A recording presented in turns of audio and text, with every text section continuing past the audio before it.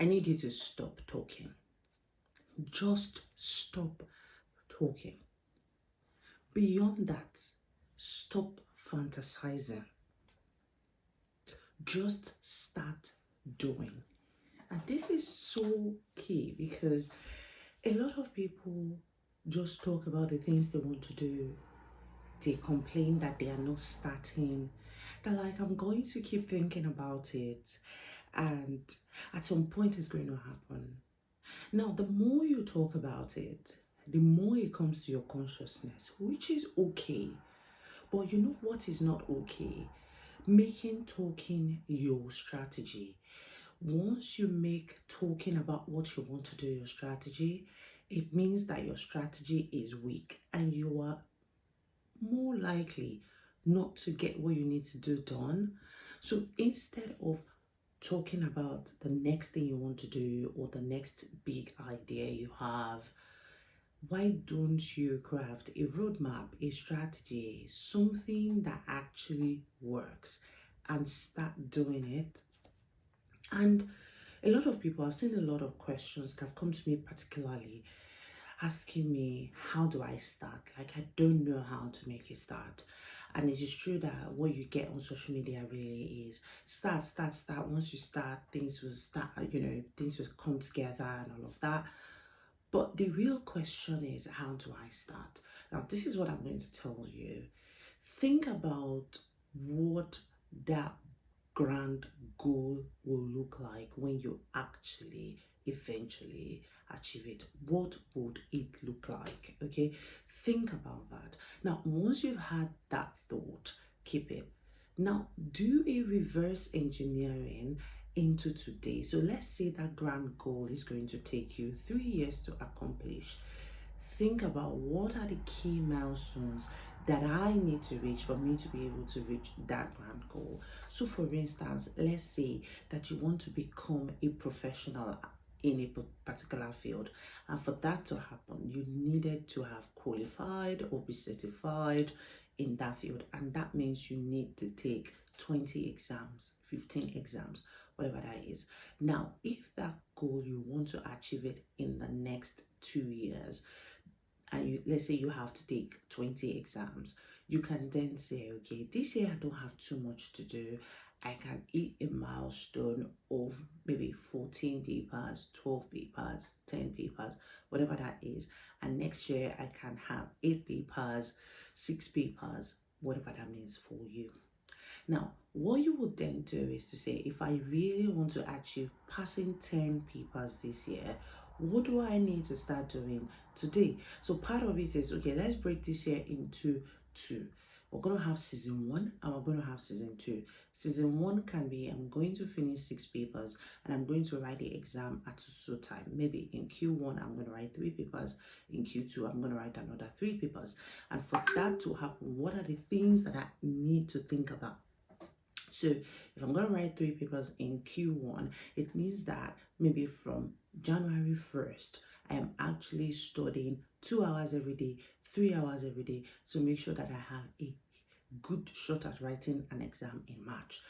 And then I'll continue. And because I don't have so much to do this year, I can make my lifestyle this year all about studying. So you reverse engineer that huge goal to qualify in the next 2 years into today. And trust me, that is absolutely, absolutely possible for you to do. Now, the reason why I need you to stop talking is, number one, the more people you tell about what you want to do, it is scientifically proven that you have already derived the joy, you have already derived the satisfaction of actually achieving that goal just by how those people perceive you to be a go-getter, ambitious, and all of that. So for instance, you tell someone, oh, I want to become a qualified accountant, or I want to become a nurse, or whatever that is, and by them saying, "Oh, well done, that's good, that's great," you already feel that pleasure, and you already feel that joy and fulfillment, even though you have not achieved it. Then what that does to your brain is it actually sort of stops you in a way and say, you've already felt that fulfillment, so why go for it? And this is scientifically proven. So the more you talk about what you want to do, instead of actually getting down to do it, the more fulfillment you get just from talking, and the less you actually do, such that you actually get your goal done. The second thing is this: while this may or may not have been scientifically proven, the more people you talk to about your goals, the energy they give back to you from the conversation will determine whether you actually go for it or not. Sometimes, obviously, except for the fact that you are disciplined, but from the fact that you are just talking anyways, there is hardly any discipline there. So if you're talking to someone who is going to demoralize you, you may not see the impact. They may say one word, two words to you that will stick into your subconscious, and then you see yourself not actually going for that goal and getting it done. So the energy that you feed off of telling people what you want to achieve matters a lot. And sometimes it may not sound too big. It may not be like, it may not be a big thing, at least to you. You're telling them, they're like questioning you. So where are you going to get the money? So where are you going to get the support? So who in your network can support you? You know, all of those kind of questions will then begin to show you, reveal to you more of the limitations, and will begin to show you what cannot get done rather than what absolutely can happen for you. So it strips off the faith that you have in your idea, it strips it away, and it starts showing you the reality of failure and the reality of limitation. That is why you need to think about, you stop talking about the things you want to do, instead go for it. Now, does that mean that you shouldn't talk to anybody about what you want to achieve? My answer is no. You should actually talk to people, but have and pick the people you talk to and have a reason for talking to them. Now, for instance, you may want to talk to someone because they have actually done the same thing before. So you want to talk to them to understand what were the key challenges they went through, what were the key joys that came out of it, what were the milestones they were able to achieve, and what are the mistakes they made so you don't make it again. So you may want to learn that. So you actually pick someone who has been through it before to talk you through the process. So for instance, you're trying to get a promotion at work.